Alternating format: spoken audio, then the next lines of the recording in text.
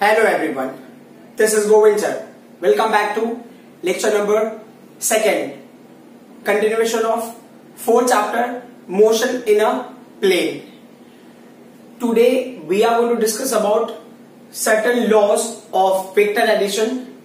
वो बहुत ही important laws है, उसके ऊपर बहुत सारे न्यूमेरिकल्स है जो हम सॉल्व करेंगे. तो पहले हम लॉस के बारे में डिस्कस कर लेते हैं, then we will do derivation for them. मैंने पहले क्वेश्चन लिखा हुआ है, analytical treatment of a triangle of vector addition slash parallelogram law of vector addition. जो डेरिवेशन है ना, मैं कुछ इस तरह से एडजस्ट करूंगा कि triangle law of vector addition और parallelogram law of vector addition का डेरिवेशन एक ही डेरिवेशन में आ जाए. डायग्राम दोनों के अलग होगा, बट मैं कोशिश करूंगा एक ही डेरिवेशन में दोनों कवर हो जाए. प्लस यहाँ पे क्या है, हमें पहले उसका बेसिक कंडीशन देखना होगा, triangle of vector addition actual में होता क्या है and parallelogram law of vector addition ये क्या होता है. तो सबसे पहला पॉइंट है कि अगर आप ट्रायंगल लॉ लेते हो तो ये क्या कहते हैं कि if two vectors can be represented both in magnitude and direction by two sides of a triangle. तो अगर आप मान लो अभी ये वन साइड हो गया ट्रायंगल का, तो ये उसका टेल हो गया, ये उसका हेड हो गया, correct. And this is what second side of this triangle taken in the same order. What do mean by same order? कि मींस ये टेल से स्टार्ट हो रहा है, ये इसका हेड है, और जहां पर इसका हेड है वहां से दूसरे का टेल स्टार्ट होगा. तो it's taken in the same order, means it's a continuity, there is a continuity. तो इसका होगा taken in the same order. Opposite order क्या होगा? जब दूसरा वेक्टर यहां से स्टार्ट होगा किसी और डायरेक्शन में जाएगा, तो that can be considered as a opposite order. So how will you write this statement? तो इसके लिए आप लिखोगे if two vectors can be represented both in magnitude. देखो ये स्ट्रेट लाइन का जो लेंथ है ये मैग्नीट्यूड का, मैग्नीट्यूड एरोज जो है ये रिप्रेजेंट करेंगे directions. Both can be both in magnitude and direction by two sides of a triangle, by two sides of a triangle. Then resultant vector is represented in terms of magnitude. Magnitude मतलब length हो गया, in terms of magnitude and direction. Direction कैसे होगा? ये arrow से.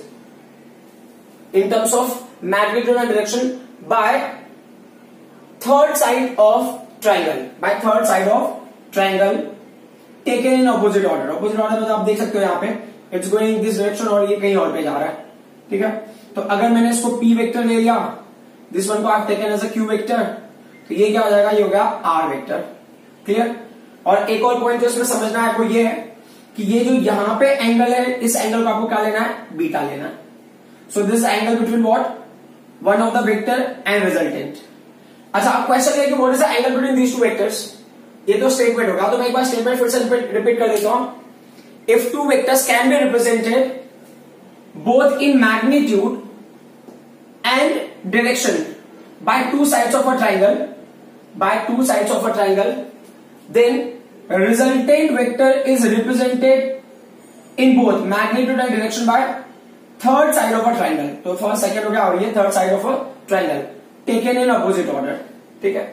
अब ये बोल रहे हैं कि अगर आपको थर्ड वन लेना है, थर्ड वन मींस अगर आपको third one in the sense of to take angle between these two vector. तो अगर आपको याद होगा ना कि हमने लास्ट क्लास में किया था कि अगर ये वेक्टर है फर्स्ट और ये सेकंड वेक्टर है, ठीक है. और रूल क्या होता है कि when you are taking angle between two vectors, then angle can be taken at tails of both vectors and heads of both vector. मतलब दोनों वेक्टर का टेल्स एक जगह पे होना चाहिए. तो उस जहां पे दोनों वेक्टर का टेल एक जगह पे होगा, तो यहां पे क्या होगा? इस पॉइंट पे अगर आप एंगल ले रहे हो तो आपको एक एंगल दिख रहा है, बट ये एंगल नहीं ले सकते आप, करेक्ट. तो एंगल कैसे लेना है? तो हम इमेजिन करते हैं किसी एक वेक्टर को एक्सटेंड करते हो, तो इस वेक्टर को आगे एक्सटेंड करेंगे, ऐसा हो जाएगा. तो यहां पे ये जो एंगल बनेगा, तो देखो ये वेक्टर को ना उसी मैग्नीट्यूड के इक्वल मैंने आगे ले लिया और आगे ऐसा डायरेक्शन बढ़ा दिया, इसका डायरेक्शन दे दिया. तो this can be the angle of these two vectors. ये हमने लास्ट क्लास में किया हुआ था, ठीक है. अब जो अगला पॉइंट है, तो इसके लिए अगर मुझे वेक्टर लेना होगा, तो how will you take the vector means how will you take the direction of these two vectors. तो आप इसको एक्सटेंड कर दो, है ना. इसको अगर आगे लेके जाओगे तो ये एंगल जो थीटा होगा, this will be the angle between these two vectors. और इसको कैसे ऑपरेट कर सकते हो? मान लो यहां से अगर आपने परपेंडिकुलर ड्रॉ किया, you draw a perpendicular from O here and draw a perpendicular line from O here also. तो ये होगा 90 डिग्री, और ये जो एंगल बनेगा ये क्या होगा? आपका angle between these two vectors. Means इस वेक्टर को एक्सटेंड करेंगे यहां पे, उसके इक्वल मैग्नीट्यूड इक्वल होगा एंड डायरेक्शन में वो ले लिया, तो ये हो जाएगा दोनों का टेल इस जगह पे कोइंसाइड हो जाएगा. जो इमेजिनरी वेक्टर होगा पी वेक्टर का, उसका टेल यहां कोइंसाइड होगा, then you will get the vector, ठीक है. अब हम आ जाते हैं parallelogram law of vector addition.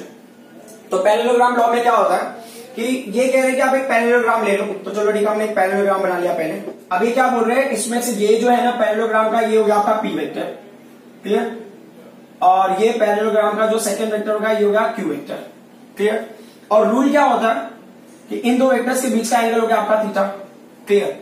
अब इस वेक्टर के ऑपोजिट में जो होगा, ये जो सेगमेंट होगा इसके पैरेलल में, this segment is parallel and equal in magnitude, तो ये भी क्या हो जाएगा, पी वेक्टर हो जाएगा। अभी जो क्यू वेक्टर है ये उसके पैरेलल में है और इक्वल मैग्नीट्यूड हो जाएगा, क्यू वेक्टर हो जाएगा, ठीक है। तो अब ये क्या कह रहे हैं कि ये जो पी वेक्टर और क्यू वेक्टर है उसको किससे रिप्रेजेंट किया हमने, एडजेसेंट साइड्स ऑफ अ, देखो ये सेम पॉइंट से स्टार्ट हो रहे हैं दोनों, तो ये हो गया एडजेसेंट साइड्स। तो P vector Q vector adjacent sides. Adjacent sides किसका है, adjacent sides of a parallelogram, parallelogram का एडजेसेंट साइड हो गया। तो अब ये क्या बोल रहे हैं, जो उसका रिजल्टेंट वेक्टर होता है ना, that can be represented by the diagonal, understood. तो ये हो गया आपका R vector, is that clear. और ये जो रिजल्टेंट के साथ में एंगल बनेगा वो होगा beta. And then they are saying you can draw a perpendicular, आप यहां से परपेंडिकुलर ड्रॉ कर सकते हो। When you draw a perpendicular over here, तो ये जो आपको मिलेगा, तो यहां पे देखो समझने वाली बात क्या है कि ये जो है ये सेगमेंट और ये सेगमेंट पैरेलल है, तो ये यहां पे ना common line joining these two parallel lines, तो यहां पे क्या बनेगा, theta, this is the corresponding angle, is that clear. So हमें ये पर्टिकुलर पॉइंट हमें समझना बहुत जरूरी है। सो अब अगर हम इसको डिफाइन करते हैं या हम स्टेटमेंट लिखते हैं, तो how will you write down the statement for the parallelogram law of vector addition. So parallelogram law का स्टेटमेंट क्या होगा, ये पैरेललोग्राम लॉ का स्टेटमेंट देख लेते हैं। सो अब ये पैरेललोग्राम में क्या होगा, P and Q adjacent sides हो गए, तो ये दो वेक्टर्स हो गए, इनके बीच का एंगल थीटा है। सो अभी हम कैसे स्टेटमेंट देंगे, we will write if two vectors can be represented both in magnitude and direction, both, तो मैग्नीट्यूड मतलब ये लेंथ हो गया, जो स्ट्रेट लाइन है मैग्नीट्यूड का, जो एरोस होगा क्या होगा, डायरेक्शन देगा, both in magnitude and direction by adjacent sides of a parallelogram, then resultant, ये resultant, the resultant is represented both in magnitude and direction, both in magnitude मतलब ये स्ट्रेट लाइन एंड डायरेक्शन मतलब ये arrow, both in magnitude and direction by diagonal of the parallelogram.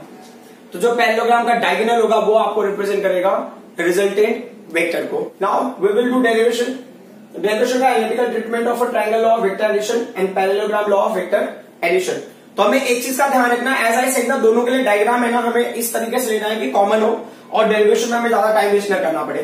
तो मैं पहले ना parallelogram law के लिए क्या इंस्ट्रक्शन है पहले वो मैं मेंशन कर देता हूं। पैरेललोग्राम लॉ में आप पहले बताओगे consider two vectors P vector and Q vector, consider two vectors P vector and Q vector. आपने पहले दो वेक्टर ले लिए, एक पी वेक्टर ले लिया है, दूसरा क्यू वेक्टर ले लिया है। स्टेटमेंट ऐसे ही लिखोगे आप, consider two vectors P vector and Q vector inclined at an angle theta, clear. So complete parallelogram, आपको क्या करना है, पैरेललोग्राम कंप्लीट करना है। तो पहले आप पैरेललोग्राम कंप्लीट कर दो, क्लियर। तो पैरेललोग्राम को अगर कंप्लीट करना है तो आप डॉटेड लाइन से भी कंप्लीट कर सकते थे, ठीक है, क्योंकि ये हम कंस्ट्रक्शन टाइप में कर रहे हैं तो वो हिसाब से समझने के लिए। तो अब ये P के पैरेलल में है और उसके ऑपोजिट में पैरेलल है और इक्वल इन मैग्नीट्यूड, तो this can be written as a P vector, clear. Q होगा, ये इक्वल इन मैग्नीट्यूड है and as well as in the same direction, इसके लिए ये क्या होगा, आप एरो देके इसको Q वेक्टर दे सकते हो। अब क्या हो गया, हम रिजल्टेंट लेना है, तो रिजल्टेंट के लिए क्या किया हमने, डायगोनल ड्रॉ कर दिया, तो diagonal will be the resultant, ठीक है। Diagonal of this parallelogram is resultant, ये हो गया आपका R वेक्टर। अब इसके बाद आपको बताना है कंस्ट्रक्शन। कंस्ट्रक्शन में क्या करना है, तो देखो यहां पे अगर आपको नाम देना है ना तो आप ऐसे दे सकते हो, this is O, this point is A, this point is B, और इस पॉइंट का नाम दे दो आप C। Then you mention draw perpendicular from point B on OA segment, ये स्टेटमेंट आप लिखते हो, you write draw perpendicular from point B on segment OA। हमने OA सेगमेंट पे परपेंडिकुलर ड्रॉ कर दिया और इस पॉइंट को हमने ले लिया है D, क्लियर।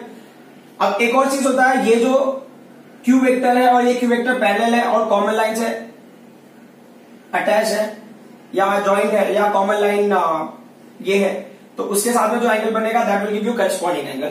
तो ये थीटा हो गया, वो भी थीटा हो गया, और प्लस रिजल्टेंट है, इसके साथ में जो एंगल बनाएगा वो कौन सा एंगल हो जाएगा, बीटा हो जाएगा। Is that clear. ये हो गया हमारा diagram for the parallelogram law of vector addition. अब यही डायग्राम हमें ना ट्रायंगल लॉ के लिए लेना है, तो ट्रायंगल लॉ के लिए हम कैसे लेंगे, तो ट्रायंगल लॉ में जो हमने समझा था कि आपको दो साइड्स लेने हैं ट्रायंगल के, ठीक है। तो ये जो हो गया, ये कौन सा वेक्टर हो गया, ये हो गया आपका P वेक्टर और इसको आप ले लो क्यू वेक्टर। क्लियर? और ये दोनों सेम ऑर्डर में होने चाहिए। मान लो आपने इसका रिजल्टेंट ले लिया, यहाँ पे दिस इज रिजल्टेंट वेक्टर, ठीक है, ये हो गया आपका रिजल्टेंट वेक्टर। तो रिजल्टेंट वेक्टर को हमने ले लिया आर वेक्टर, ये इसका रिजल्टेंट वेक्टर का डायरेक्शन हो गया। तो resultant vector will make angle beta with first vector. Clear? अब क्या करना, आपको यहां से परपेंडिकुलर ड्रॉ करना। तो आप इसका नाम देना है तो नाम भी उसी हिसाब से, ये ओ हो गया और ये ए हो गया और इस पॉइंट का नाम क्या हो गया, बी ले लो आप। ठीक है? और कंस्ट्रक्शन का वही same point, from B draw a perpendicular on the segment O A. तो आप बी पॉइंट से ओ ए पे आपने क्या किया, परपेंडिकुलर ड्रॉ कर दिया। ठीक है? परपेंडिकुलर ड्रॉ करोगे तो it will come over like this. ये क्या हो जाएगा, पॉइंट डी हो जाएगा। एंड एज आई सेड, हमने थोड़ी देर पहले डिस्कस किया था, ये वेक्टर है, यहां पे क्या होना चाहिए था, ये पॉइंट अगर आप यहां पे एंगल लेना चाहते हो तो ये एंगल के लिए क्या होना चाहिए, दोनों वेक्टर का टेल यहां पर होना चाहिए, दोनों वेक्टर का हेड यहां होना चाहिए। तो what are we going to do, we are going to shift this vector little hand. जब ऐसे शिफ्ट करते हो कि इस वेक्टर का टेल यहां पे आ जाएगा, तो this angle will be angle between these two vectors. तो अभी हमें क्या समझ में आ रहा है कि आप देख सकते हो जो रिजल्टेंट वेक्टर है ओबी, इसके लिए भी रिजल्टेंट वेक्टर ओबी है, इसके लिए जो फर्स्ट वेक्टर है पी वेक्टर है, इसके लिए भी पी वेक्टर है, दोनों के लिए। सेकंड वेक्टर क्यू वेक्टर है, दोनों वेक्टर के बीच का एंगल थीटा है, तो थीटा। क्लियर? अब हम आ जाते हैं पॉइंट पे। तो डेरिवेशन में क्या करना है, सबसे पहला पॉइंट ना, आप इन दोनों डायग्राम में कौन सी क्वांटिटी जिसके बारे में हमको कोई इन्फॉर्मेशन नहीं है, you can see we are having information about each and every part, but AD का और बीडी का कोई इन्फॉर्मेशन नहीं है दोनों डायग्राम में। तो first will find out the information about this AD and BD in terms of P vector और क्यू वेक्टर। तो देखो इस ट्रायंगल में ना, एबीडी ट्रायंगल में क्यू वेक्टर एसोसिएटेड है। ठीक है? तो हम ना उन वैल्यूज का इन्फॉर्मेशन निकालेंगे क्यू के टर्म में। तो यहां पे क्या करते हैं, देखो इस ट्रायंगल के हिसाब से एडी उसका बेस है और बीडी उसका क्या है, परपेंडिकुलर डिस्टेंस है। और जो एबी है किसी भी केस में कंसिडर करो वो हाइपोटेन्यूस ही होगा। तो हम क्या करते हैं, हम साइन और कॉस फाइंड करते हैं। ठीक है?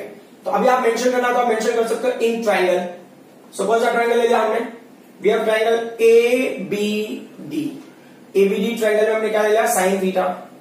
साइन थीटा क्या होगा, आप इस डायग्राम को ले लिया, इस डायग्राम को लो, ये क्या है, पहले वाले का आंसर है, triangle law of vector direction. ये दूसरे के लिए डायग्राम है, डेरिवेशन पूरा सेम टू सेम होगा, सिर्फ डायग्राम में ही वेरिएशन है। तो क्या हो गया, साइन थीटा। साइन थीटा क्या होगा, परपेंडिकुलर अपॉन हाइपोटेन्यूस। परपेंडिकुलर क्या होगा, बीडी, हाइपोटेन्यूस क्या होगा, AB. So B D upon A B. BD की वैल्यू हमें निकालें तो BD will remain BD and what's the value for AB, AB का वैल्यू क्या है, क्यू है।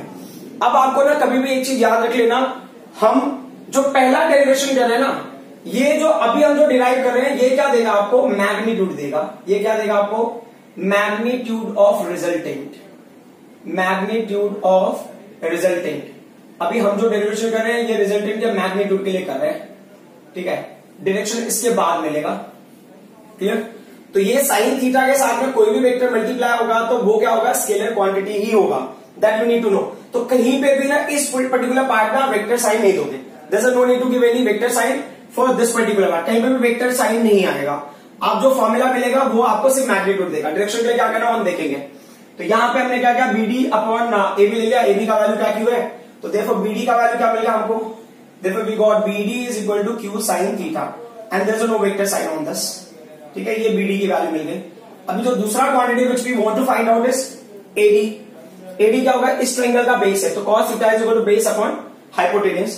तो हमने क्या ले लिया, cos थीटा ले लिया। तो same triangle, so cos theta is equal to base का वैल्यू क्या होगा, एडी हो गया, एंड देन हाइपोटेन्यूस का वैल्यू क्या हो गया, एबी हो गया। क्लियर? तो एडी का value remain AD and AB is what, Q. तो एज आई सेड ये वापस से आपको मैग्नीट्यूड ही देगा। तो AD is what, Q cos theta. But fortunately we got both the values in terms of second vector का जो मैग्नीट्यूड है उसके टर्म में। क्लियर? हमारा मेन टास्क क्या है, हमको निकालना है मैग्नीट्यूड ऑफ रिजल्टेंट निकालना है हमको। ठीक है? एनालिटिकल ट्रीटमेंट से हमें ना रिजल्टेंट वेक्टर की वैल्यू निकालनी है। बेसिकली ये है हमारा task. We have to find out the resultant vector. यानी तो बस डायरेक्टली ऐसा देगा, give the analytical treatment of a triangle law of vector direction. तो आपको समझ जाना है कि ट्रायंगल लॉ के लिए आपको रिजल्टेंट निकालना है। रिजल्टेंट कभी कभी स्पेसिफाई करता है, कभी कभी नहीं करता है, तो उसके हिसाब से हम देख लेते हैं। तो हमें रिजल्टेंट निकालना है। तो resultant is part of which triangle. तो यहां पे देखो ये राइट एंगल है, तो इसका मतलब हम ट्रिग्नोमेट्री वगैरह या पाइथागोरस थ्योरम वगैरह लगा के हम डिटेल निकाल सकते हैं। तो ओबी जो है ना, ये सेगमेंट क्या है, रिजल्टेंट है। और अगर डी तक ले लिया तो ये राइट एंगल ट्रायंगल बन गया। तो हमने ले लिया इन राइट एंगल ट्रायंगल। ठीक है? तो इन ट्रायंगल, कौन सा ट्रायंगल ले लिया हमने, ओ बी डी ले लिया। व्हाट इज द हाइपोटेन्यूस, इस ट्रायंगल का हाइपोटेन्यूज है ओबी। आप इस डायग्राम को रिफर करो या ये डायग्राम को रिफर करो, कोई फर्क नहीं पड़ेगा, आपको सेम आंसर मिलेगा। तो हाइपोटेन्यूज की वैल्यू होगी OB square. What is the value of the first vector का जो मैग्नीट्यूड है? तो फर्स्ट वेक्टर तो नहीं, लेकिन इस ट्रायंगल का जो फर्स्ट साइड है ना पाइथागोरस थ्योरम से, तो ओडी स्क्वायर प्लस क्या होगा बीडी स्क्वायर हो गया। तो OB square can be written as OD square plus क्या होगा ये बीडी स्क्वायर हो गया। Is that clear? अब इसको ब्रेक करके देख लेते हैं। ब्रेक करके मतलब कि ओडी की वैल्यू ब्रेक होगी। ओडी की वैल्यू क्या है? यहां पे जो ओडी, इस डायग्राम दोनों डायग्राम में देख लो ना, जो ओडी की वैल्यू वो क्या है? ओ ए प्लस एडी है। क्लियर? तो हमने क्या किया, वो वैल्यू को डायरेक्टली पुट कर दिया। दोनों केस में देख लो, दोनों डायग्राम में। तो OB square can be written as O A plus AD का होल स्क्वायर। क्लियर? ये क्या है? Plus BD square. इसको ले लिया हमने क्वेश्चन नंबर 3। अब ये क्या कह रहे हैं ना कि जितने टर्म है ना उनका वैल्यूज आप पुट कर दो, जो भी मैग्नीट्यूड वगैरह आ रहा होगा यू पुट देयर वैल्यूज। तो अभी आप बताते हो, क्या बताओगे कि यहां पे ओबी का वैल्यू क्या है? See the diagram. What is the value of OB? ये ओबी का वैल्यू आर है, ओए का वैल्यू पी है, एबी का वैल्यू क्यू है, एडी का वैल्यू आपने निकाला है, बीडी का वैल्यू भी आपने निकाला है। तो देख लेते हैं ओबी का वैल्यू क्या है, डायग्राम में देख लो, ओबी का वैल्यू इज आर। क्लियर? और एज आई सेड हमें मैग्नीट्यूड ही लेना है, because we have to determine magnitude of resultant. Second, O A का वैल्यू क्या है? ओ ए डायग्राम में देख लो, ओ ए है पी। और उसके बाद एडी क्या है? एडी की वैल्यू तो हमने डिटरमाइन की ना, यहां पे एडी की वैल्यू क्या हमको मिली है? एडी की वैल्यू है Q cos theta. Clear? And what's the value for BD? And BD की वैल्यू है क्यू साइन थीटा। क्लियर? अब इन वैल्यूज को हम इक्वेशन नंबर 3 में पुट कर देते हैं।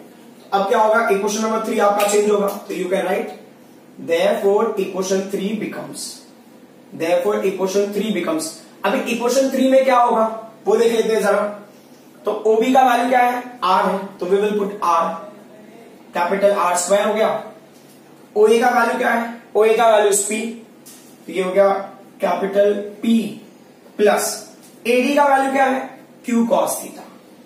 सो क्यू कॉस थीटा हो गया, ठीक है, उसका होल स्क्वायर प्लस अब कौन सी वैल्यू है? बीडी। बीडी का वैल्यू क्या है? Q sine theta. तो लेना है तो हमने क्या, ब्रैकेट मिल गया क्यू साइन थीटा स्क्वायर हो गया ये। अब उसको सिंप्लीफाई करते हैं तो क्या हो गया? ये आर स्क्वायर हो गया इक्वल टू, अब इसको इस ब्रैकेट को ओपन करोगे, A square plus B square plus 2ab, तो होगा पी स्क्वायर हो गया ए स्क्वायर, बी स्क्वायर मतलब क्या होगा? Q square cos square theta plus 2ab का मतलब क्या हो गया? 2a is P and b is Q cos theta and then plus ये पर्टिकुलर वैल्यू का स्क्वायर, ये क्या हो जाएगा? Q square sine square theta. If you see ना दीज क्वांटिटीज, तो इसमें क्या है? Q square will be common, तो हम लिख लेते हैं therefore R square can be written as P square plus Q square को plus sine square theta plus क्या होगा? ये 2pq cos theta. Is that clear?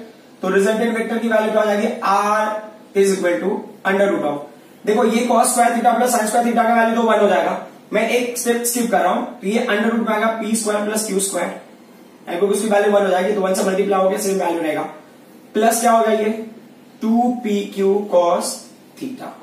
तो ये हो गया आपका formula for the magnitude of resultant vector. तो ये रिजल्टेंट वेक्टर का मैग्नीट्यूड हो गया। Is that clear? तो आपको कैसे याद रखना है कि जो दो वेक्टर होंगे उस वेक्टर का फर्स्ट वेक्टर का मैग्नीट्यूड लेना है उसका स्क्वायर, सेकंड वेक्टर का मैग्नीट्यूड लेना है उसका square plus 2 times the first vector का मैग्नीट्यूड इनटू सेकंड वेक्टर का magnitude into cos theta and whole value will be in under root. तो आपको मिल जाएगा रिजल्टेंट वेक्टर का मैग्नीट्यूड। अब हो गया टास्क डायरेक्शन का। तो डायरेक्शन कैसे निकालोगे? तो डायरेक्शन के लिए भी स्टोरी को ऑलमोस्ट ऐसा ही है, बट डायरेक्शन की एक छोटी सी ना कंडीशन मैं बताना चाहता हूं कि डायरेक्शन को कैसे आइडेंटिफाई करते हैं। तो डायरेक्शन अगर मुझे बताना है तो डायरेक्शन प्रैक्टिकली क्या होता है कि अगर मुझे ना किसी ऑब्जेक्ट का पोजीशन लोकेट करना कि कोई ऑब्जेक्ट वो वहां पे वो ऑब्जेक्ट है, ठीक है, बहुत दूर है तो कोई इशू नहीं है, बट प्रैक्टिकली अगर मुझे बताना है कि कैसे उस जगह पे पहुंचना है, तो जैसे फॉर एग्जांपल अगर मुझे किसी को वो पोजीशन बताना है तो मैं बताऊंगा ना कि वो कितने हाइट पे है, बराबर 2 मीटर हाइट पे, और प्लस जिस जहां पे बंदा खड़ा है ऑब्जर्वर वहां से कितने दूरी पे है। तो लाइक इफ यू इमेजिन कि मुझे इस बोर्ड का कॉर्नर अगर मुझे बताना, इस बोर्ड का अगर मुझे कॉर्नर बताना, तो हाउ विल समवन मेंशन?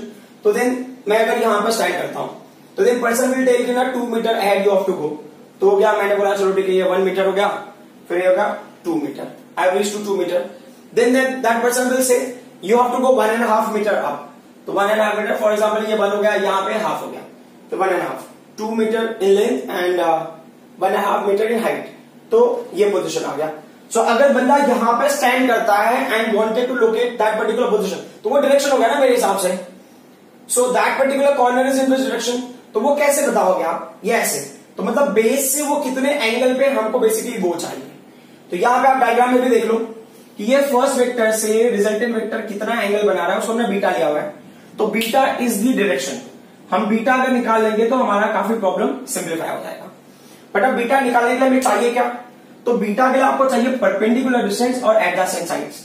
तो कौन सी ट्रिग्नोमेट्री हेल्प करेगी, तो ये पॉइंट आप हमेशा याद रखो, whether you are doing in this class और you are doing in 12th और एनीवेयर, कभी भी अगर डायरेक्शन पूछा है तो you are going to find out tan beta.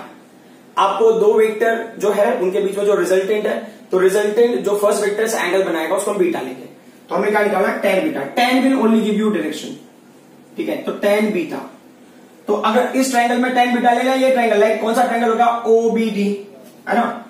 तो अगर मेंशन करना तो मेंशन कर दो in triangle OBD। OBD triangle में tan बीटा का वैल्यू होगा, tan beta is perpendicular upon adjacent, तो परपेंडिकुलर क्या हो गया, BD हो गया, एडजेसेंट क्या हो गया, OD हो गया। As far we know OD का वैल्यू क्या है, OA प्लस AD, तो ये हो गया BD upon OA plus AD। अब वैल्यूज पुट करके देख लेते हैं, तो क्या मिलेगा आपको, tan beta is equal to, BD का वैल्यू क्या है, BD का value Q sine theta, clear, ये हो गया Q sine theta upon OA का वैल्यू क्या हो गया, OA is nothing but P plus AD का वैल्यू क्या होगा, AD का वैल्यू यहां पे Q cos थीटा, तो ये हो गया आपका डायरेक्शन। तो tan बीटा अगर आपने निकाल लिया तो ये डायरेक्शन हो जाएगा। एक्चुअल में बीटा निकालना है, tan beta is the formula which will help you in getting beta का वैल्यू। Is that clear. अब एक और चीज यहां पे समझ लोगे तो बहुत बेहतर होगा, जो टेक्निक है ना, एक्चुअली मैं ट्रिक बता देता हूं कि कैसे ना आप ये tan बीटा वाला फॉर्मूला याद रखोगे। तो मान लो यहां पे लिखा है tan बीटा, क्लियर, tan क्या होता है, sign theta upon cos theta, तो ये बीटा है, लेकिन आपको यहां पे ना थीटा लेना है। थीटा क्या है, theta is angle between two vectors, है ना। tan क्या होता है, साइन अपॉन कॉस, जस्ट याद करने के हिसाब से tan is sine upon cos, but ये tan बीटा हो गया sign theta upon cos theta. फिर क्या करना है, जो सेकंड वेक्टर उसका मैग्नीट्यूड मल्टीप्लाई कर दो दोनों में, क्लियर, और डिनोमिनेटर में क्या करना है, फर्स्ट वेक्टर के मैग्नीट्यूड को ऐड कर दो, और आपको डायरेक्शन के लिए क्या इक्वेशन होगा वो मिल जाएगा। अब हमें लेना है cases. Cases in the sense ऐसा हो सकता है ना, देयर इज अ पॉसिबिलिटी कि ये जो A वेक्टर और ये जो ये जो P वेक्टर और जो Q वेक्टर है, ये दोनों instead of making theta angle they can be parallel, they can be anti parallel, they can be at 90 degree, कोई भी क्राइटेरिया हो सकता है। तो उन क्राइटेरिया के लिए क्या वैल्यू होगा रिजल्टेंट का, क्या वैल्यू होगा tan बीटा का, वो हमें देखना है। तो हम क्या करते हैं, अब यहां से स्टार्ट करते हैं, ठीक है। तो केस वन में हमने क्या इमेजिन करेंगे, दो वेक्टर अगर पैरेलल है, ठीक है, तो टू वेक्टर्स आर पैरेलल और अलोंग द सेम लाइन, सो ये हमने ले लिया है केस वन। तो ये जो कंडीशंस हम ले रहे हैं ना, ये बहुत ही इंपॉर्टेंट कंडीशंस है। क्यों, क्योंकि आप ना इसके बाद जब दो वेक्टर एक ही डायरेक्शन में होंगे तो आप उसको डायरेक्टली ऐड करोगे, ठीक है। आपको बताना है if P vector and Q vector are parallel और along the same line, along same the same line है वो, चलो ठीक है कोई इशू नहीं। If P vector and Q vector are parallel और along same line, तो क्या होगा, थीटा का वैल्यू जो होगा ना वो क्या होगा, 0 होगा। तो ये ऐसे हो गया, ये हो सकता है P वेक्टर, ये हो सकता है Q वेक्टर, या दूसरा ऑप्शन क्या है, P वेक्टर भी उसी लाइन पे है और Q वेक्टर भी उसी लाइन पे है, क्लियर। तो थीटा का वैल्यू 0 हो जाएगा। जब थीटा का वैल्यू 0 है तो हमारे पास दो चीजें हैं, हमको ना कॉस थीटा का बारे में पता होना चाहिए, साइन थीटा का बारे में पता होना चाहिए, करेक्ट। तो क्या होगा, what is the value for cos 0, तो कॉस थीटा का वैल्यू होगा 1, साइन थीटा का वैल्यू क्या होगा, साइन थीटा विल बी 0। तो अब देख लेते हैं रिजल्टेंट वेक्टर पे क्या फर्क पड़ेगा, तो r इज इक्वल टू, ये हो गया अंडर रूट ऑफ, ये क्या हो जाएगा, p स्क्वायर हो गया प्लस q स्क्वायर हो गया प्लस 2pq हो गया। कॉस थीटा की वैल्यू तो 1 हो गई है ना यहाँ पे, cos थीटा का वैल्यू इज 1। फिर cos थीटा इज 1, तो अभी r का वैल्यू क्या होगा, r is equal to under root of, अब देखो ये क्या होगा, a square plus B square plus 2ab, तो वैसे होगा p प्लस क्यू का होल स्क्वायर। तो फाइनली r का वैल्यू क्या हो जाएगा, r will be p plus Q. Is that clear? है ना, इतना कॉम्प्लिकेटेड नहीं है। अब tan बीटा के लिए देख लेते हैं, what was that tan beta. tan beta में क्या होगा, ये q हो गया sin 0 upon p plus Q cos 0। तो देखो क्या है ना, sin 0 की वैल्यू ना 0 हो जाएगी, तो एक बार न्यूमरेटर का वैल्यू 0 हो गया तो पूरा एंगल 0 हो गया, फिर कोई मतलब ही नहीं है। Is that clear? तो यहां पे क्या हो गया ना, बीटा का tan का कौन सा वैल्यू 0 होता है, तो tan 0 का वैल्यू 0 होगा, तो यहां पे बीटा का वैल्यू 0 हो गया। बीटा का वैल्यू 0 का मतलब समझ में आ रहा है क्या, कि मतलब जो रिजल्टेंट वेक्टर है ना वो 0 एंगल बनाएगा विद द फर्स्ट वेक्टर। मतलब देखो फर्स्ट वेक्टर सेकंड वेक्टर इसी डायरेक्शन में जा रहा है, तो मेरा रिजल्टेंट वेक्टर भी उसी डायरेक्शन में जाएगा, तो रिजल्टेंट वेक्टर का फर्स्ट वेक्टर से 0 एंगल बनेगा। फर्स्ट वेक्टर सेकंड वेक्टर इस लाइन पे एक्ट हो रहा है, मतलब रिजल्टेंट वेक्टर भी उसी लाइन पे एक्ट होगा, तो with first vector resultant will also make 0 angle. Simple term. अब हम आ जाते हैं सेकंड केस में, केस 2। तो अगर ना कभी भी क्वेश्चन में पूछा है इन्होंने रिजल्टेंट वेक्टर और दो वेक्टर पैरेलल है या अलोंग द सेम लाइन है, तो हम उन दो वेक्टर्स को क्या करेंगे, ऐड करेंगे, उनके मैग्नीट्यूड्स को ऐड करेंगे। समझ में आया? अब हम आ जाते हैं दूसरे पॉइंट पे। तो सेकंड पॉइंट में केस 2 हमने ले लिया। केस 2 में क्या होगा वो देख लो। तो केस 2 में if P and Q are anti-parallel or along the same line in opposite direction, if P vector and Q vector are anti-parallel, ठीक है, anti-parallel होंगे और along the same line, और कहां पे होगा, in opposite direction। क्लियर?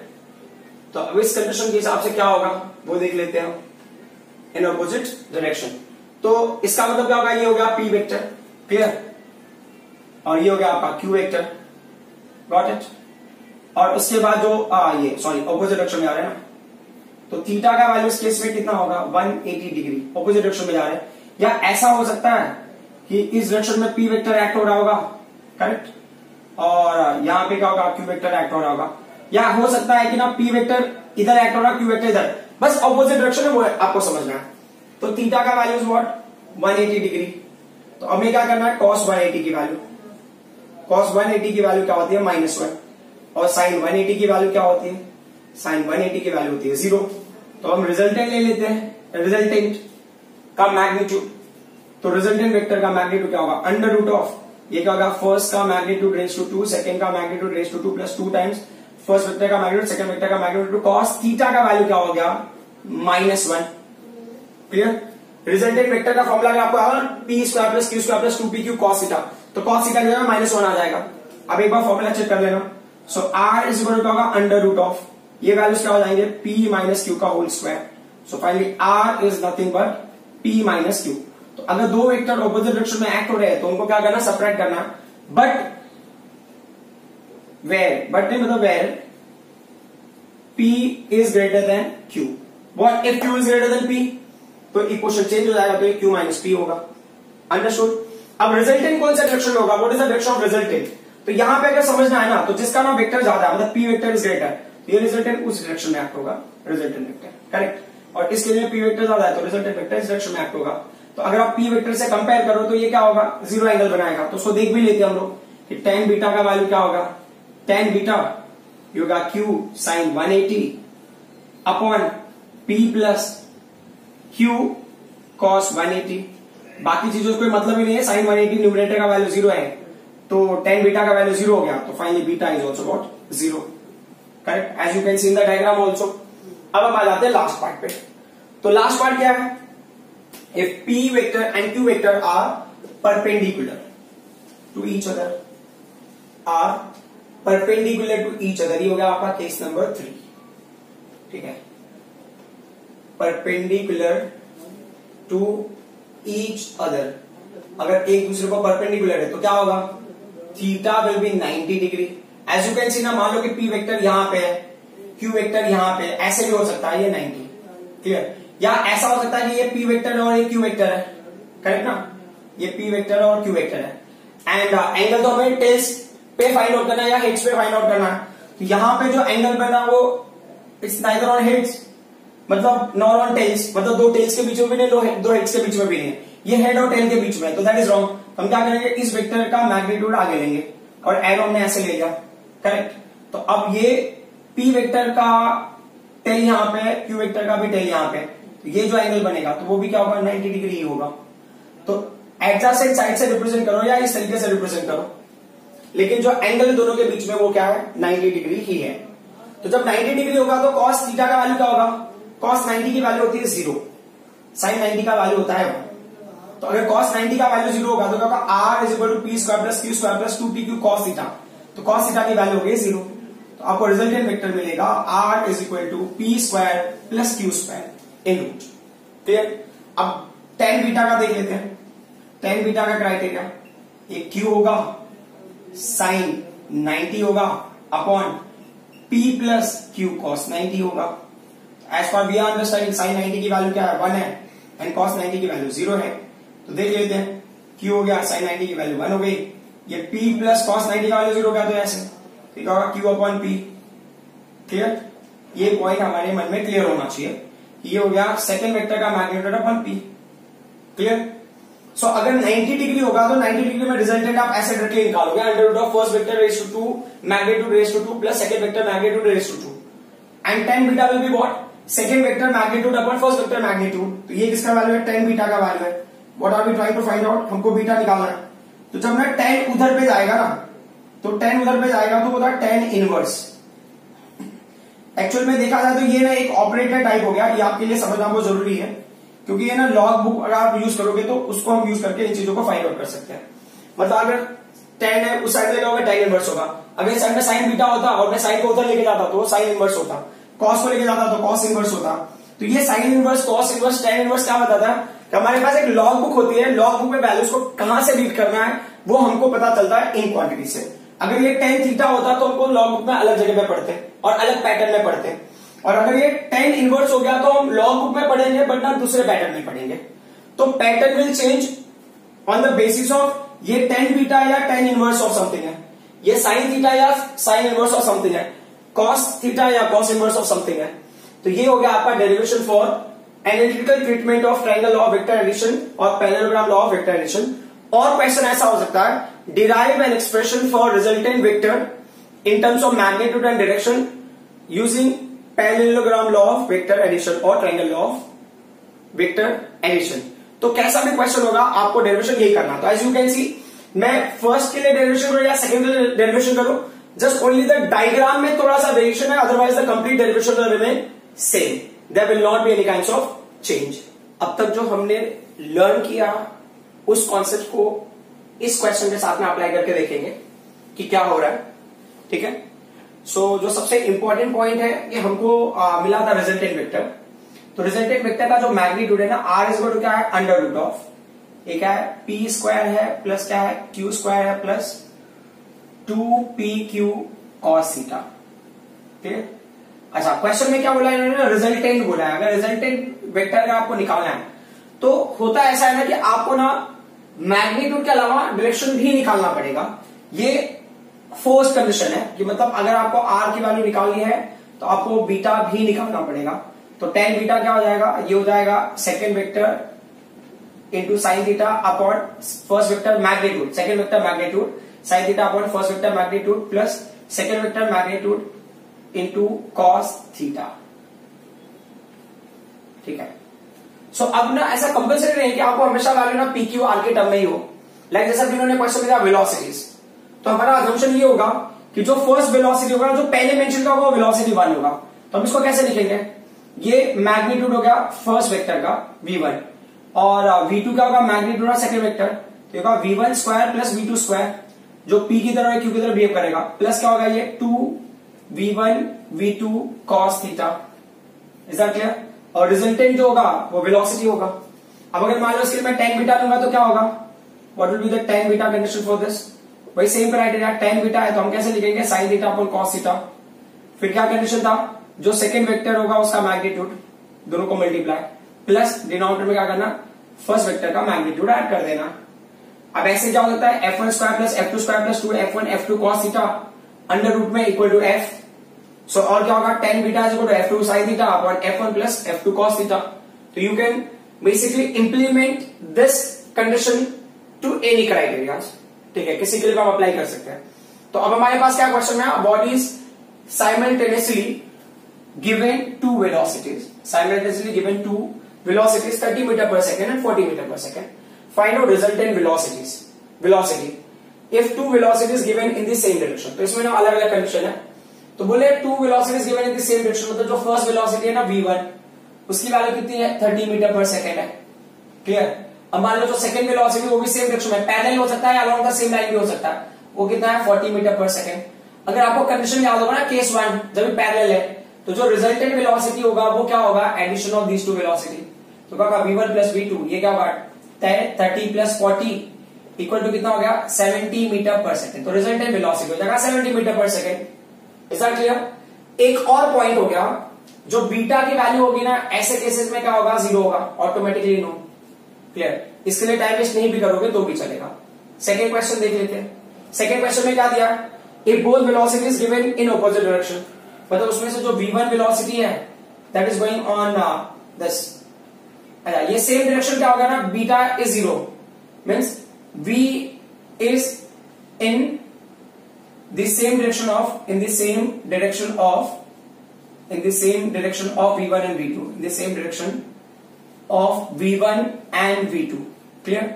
अब v1 का value 30 metre per second, v2 क्या होगा, ये ऑपोजिट डायरेक्शन में होगा, v2 is what 40 metre per second. Clear. As far we understand resultant velocity, तो यहां पे क्या होगा v2 is greater than v1, तो इट्स मीन जो v का वैल्यू होगा क्या होगा, greater velocity minus smaller velocity is equal to 40 minus 30, तो कितना हो जाएगा 10 मीटर पर सेकेंड। तो मतलब ये दो वेलोसिटीज हमने प्रोवाइड किया, बट उसमें से एक ही वेलोसिटी क्या है हमें एक्शन में दिख रहा है। ठीक है। अब इस चीज को हम ना दूसरे तरीके से ले लेते हैं कि ये साइमल्टेनियसली ये वेलोसिटीज प्रोवाइडेड है, ऐसा कंडीशन है उनका। ठीक है। अब ना दूसरा कंडीशन क्या है इस केस में, अच्छा ये क्या होता है ना, फोर्स के टर्म में अगर आप लेते हैं तो ये ज्यादा बेटर वे से समझ में आता। वेलोसिटीज के टर्म में हो सकता है थोड़ा आपको ऐसा फील हो कि ना वैल्यू थोड़े अलग दिख रहे हैं या अंडरस्टैंड करने में तो डिफिकल्टी हो सकती है, बट यू इमेजिन करो दो वेक्टर का कंडीशन इस तरह से, तो कैसे सॉल्व करना है। Is that clear, this one. तो रिजल्टेंट वेलोसिटी किधर होगा, ठीक है, देखो v is in the direction of, जो ग्रेटर वेलोसिटी उसके डायरेक्शन होगा in the direction of v2। Clear. अब आया था third point. What is the third point, third point क्या दिया है, if both velocities given in the if one velocity is due east and other velocity is due north respectively। अच्छा अब ऐसे क्या होगा ना, नॉर्थ साउथ ईस्ट वेस्ट लिखोगे तो साइन कन्वेंशन में आपके नोटबुक में यहाँ पे नोटबुक अपर पार्ट में नॉर्थ लिखना है, लोअर पार्ट में साउथ, राइट साइड में ईस्ट एंड लेफ्ट साइड में आपका लिखोगे वेस्ट लिखोगे। तो अभी ये पार्टिकल हो गया यहाँ पे, correct. And then they are saying one velocity is due east, तो उसमें से जो v1 और ईस्ट के डायरेक्शन में एक्ट हो रहा है तो ये v1 हो गया। देन दूसरा क्या हो गया, and other velocity is due north, जो दूसरी वेलोसिटी और नॉर्थ डायरेक्शन में एक्ट हो रहा है ना, अब ऐसे ये क्या होगा, ये v2 हो गया। And what is the angle between them, east and north के बीच में कितना एंगल होगा, वो होगा 90 डिग्री। क्लियर। तो इसका रिजल्टेंट होगा इन बिटवीन। तो ये ना पैरेललोग्राम लॉ को फॉलो करेगा। कैसे करेगा फॉलो पैरेललोग्राम लॉ को, आप ऐसे नॉर्मली भी देखना। तो जो रिजल्टेंट वेलोसिटी ना उस पर एक पॉइंट ले लो, आप वहां से परपेंडिकुलर ड्रॉ करो, पैरेलल टू, आप परपेंडिकुलर ड्रॉ करना v पे, यानी तो you draw line parallel to v2। अब v2 के पैरेलल एक लाइन ड्रॉ करो ये यहाँ पे, और सिमिलरली उस पॉइंट से v1 के पैरेलल एक लाइन ड्रॉ करो, तो ये क्या कंप्लीट करेगा पैरेललोग्राम। क्लियर। सो अब इस केस के हिसाब से होगा तो ये जो एंगल होगा ये होगा आपका बीटा का वैल्यू। तो अब हमें 90 वाला कॉन्सेप्ट लेना, 90 वाले कॉन्सेप्ट को ध्यान देना। तो 90 वाले कॉन्सेप्ट में क्या था, resultant is what, first vector का magnitude raise to 2 plus second vector का magnitude raise to 2 is equal to, ये हो गया अंडर रूट ऑफ, मतलब फर्स्ट वैल्यू क्या है v1 का वैल्यू क्या है, v1 का वैल्यू है 30, तो ये जाएगा 30 रेज टू 2। सेकेंड वैल्यू क्या है 40 रेज टू 2, तो टोटल वैल्यू क्या हो जाएगा, ये हो जाएगा 900 प्लस कितना होगा ये 1600, तो रूट में कितना हो जाएगा अंडर रूट ऑफ 2500। तो एक हिसाब से देखा जाए तो ये कितना हो जाएगा 50 मीटर पर सेकेंड हो गया। अंडरस्टूड। साइमल्टेनियसली दो वेलोसिटीज प्रोवाइड किया है 90 डिग्री पे, तो अब रिजल्टेंट होगा 50 मीटर पर सेकेंड। अब ना बीटा का वैल्यू निकालना है, तो 10 बीटा, ठीक है। यहां पे बीटा का वैल्यू क्या होगा, यहां पे बीटा का वैल्यू भी क्या होगा, ये 0 हो सकता है ना, v2 के डायरेक्शन के हिसाब से लोगे तो 0 होगा, और क्या होगा 180 डिग्री होगा, कोई भी कंडीशन मिल जाएगा आपको। ठीक है। तो 10 बीटा का वैल्यू क्या होगा इस केस में, 10 बीटा टेन बीटा है आपका second velocity sign theta upon first velocity plus second velocity cos theta. तो अब वो हिसाब से एक तो डायरेक्ट मेथड में ना, क्योंकि ये साइन थीटा का वैल्यू कितना हो जाएगा साइन 90। देखो ये V2 हो गया, ये क्या है साइन 90 अपॉन क्या होगा V1 हो गया प्लस V2 क्या हो गया कॉस 90। तो साइन 90 की वैल्यू 1। आप इसको अगर डायरेक्टली भी लिखते तो भी चल जाता। तो क्या हो जाएगा V2 अपॉन V1। V2 का वैल्यू कितना है, V2 का वैल्यू आपको मिला है 40, करेक्ट। V1 का वैल्यू कितना मिला है 30, कैंसिल होगा कितना होगा 4/3 और फिर फाइनली क्या आ जाएगा 1.33, है ना। अभी भी ये फिनिश नहीं हुआ है, तो अब आपको यहाँ पे क्या मिला, टेन बीटा का वैल्यू मिला आपको, tan beta we are getting as 1.33। तो सिर्फ बीटा का वैल्यू क्या होगा, beta will be 10 will go that side, तो 10 इनवर्स ऑफ 1.33। अगर लॉग बुक होगा उसे सिंप्लीफाई करेंगे तो पर्टिकुलर एंगल मिलेगा, बट अभी हम लॉग बुक यूज नहीं कर रहे हैं, तो इसलिए मैं यहीं पे स्टॉप करता हूं इस पर्टिकुलर पॉइंट के लिए। अब हमारे आते हैं लास्ट क्वेश्चन। लास्ट क्वेश्चन क्या है, if both velocities are inclined at 60 degree. अगर दोनों वेलोसिटी 60 डिग्री पे इंक्लाइंड है तो क्या होगा। चलो ठीक है, अब ये काम करता हूं मैं फोर्थ वाले के लिए यहाँ पे ना, तो ये फॉर्मूला यही हो गया है ना। अगर इंक्लाइंड होगा 60 डिग्री पे तो इसी कंडीशन में ले लेते हैं।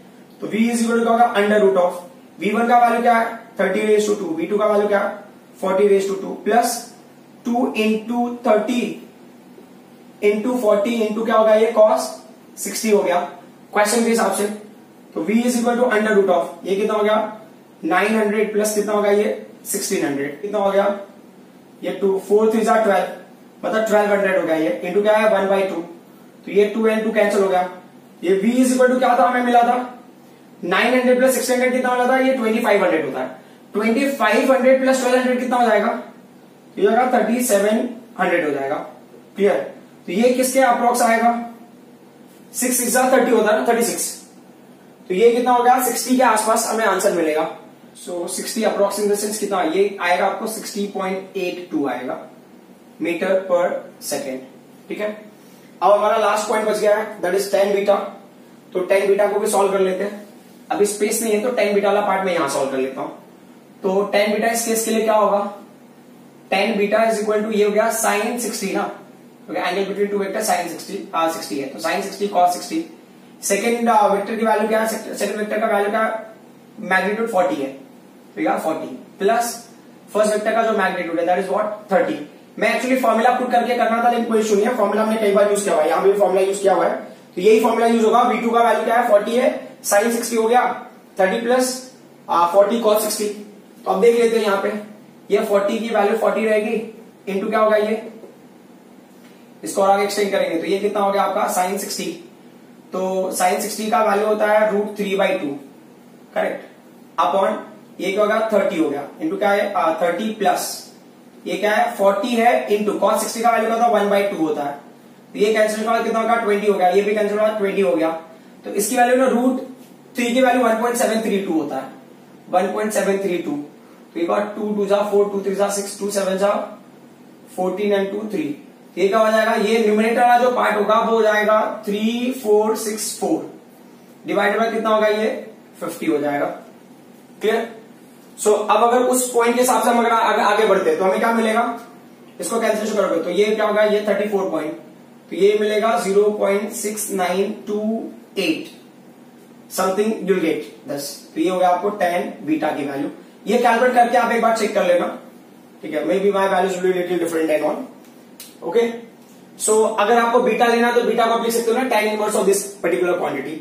सो just I wanted to explain कि अगर टू वेक्टर सेम डायरेक्शन में होगा तो directly you add, opposite direction में होगा तो सबट्रैक्ट करना है आपको, ग्रेटर माइनस स्मॉलर। और अगर किसी और एंगल पे जा रहे हैं तो आप ये वाला मेथड यूज कर सकते हो फोर्थ वन, और 90 डिग्री में है तो first vector raise to 2 plus second vector raise to in root. So it's not that difficult, आपको सिर्फ समझना है कि क्वेश्चन में क्या कब और कैसे करना है। I hope whatever I explained today, you people understood. Thank you very much.